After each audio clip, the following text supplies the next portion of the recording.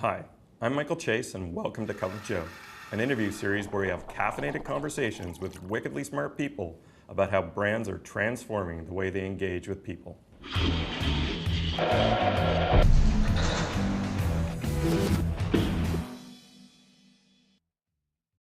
Today we're speaking with the always engaging, outspoken, and digitally savvy Steve Mast, President and Chief Innovation Officer of Delvinia.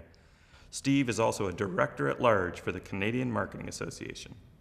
You're coming from the world of being an architect and a games designer, moving into this world of marketing and development. How's this crazy shift, applying to your world today?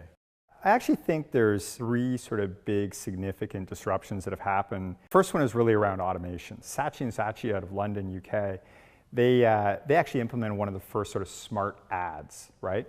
And what the ad does is it has sort of millions of different combinations, and it learns over time as people look at the ad and who responds to the ad and takes action in the ad. So every single time the ad's a little different.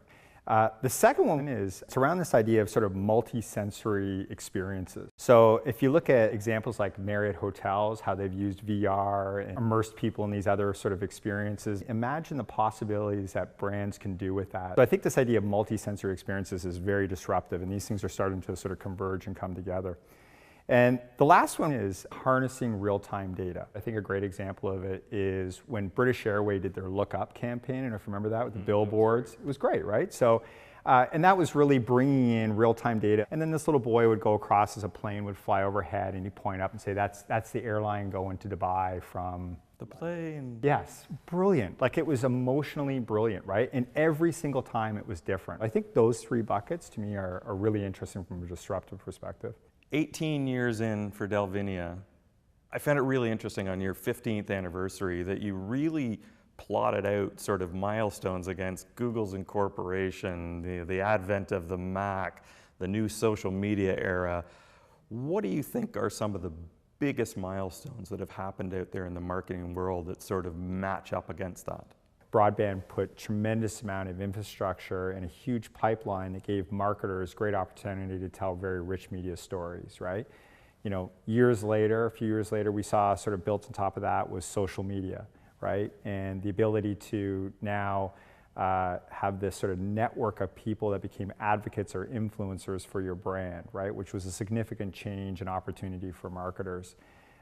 Built on that and sort of the next kind of wave, you saw sort of mobile and the sort of evolution or revolution of the opportunity of mobile.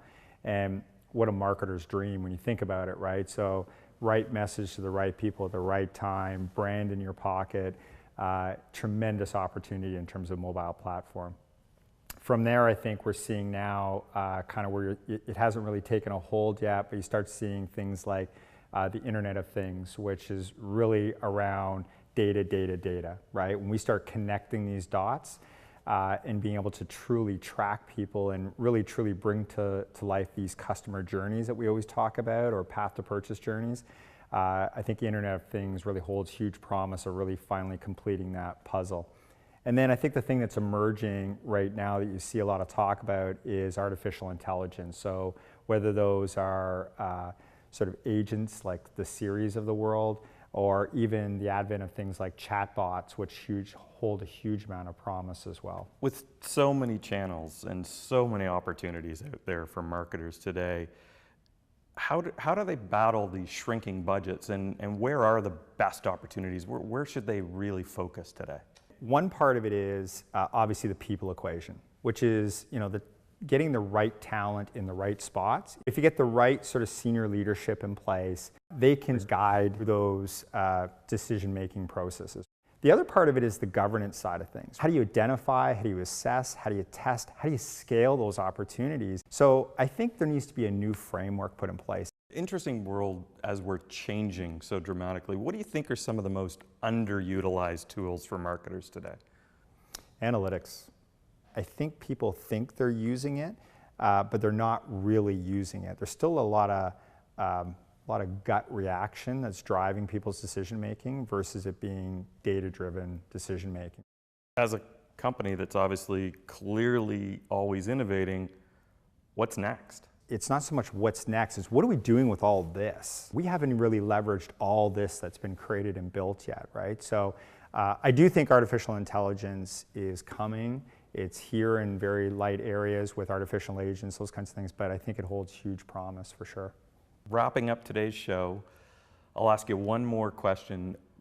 What one thing can marketers do today to transform the way they engage with people? If you as a marketer really want to engage your customers, go take your analytics people for coffee or for a drink and become their best friend, because the knowledge they have will help transform the business that you're doing today. All right, excellent, Steve. Great conversation. Thank you. Hope you enjoyed the coffee, and thank you.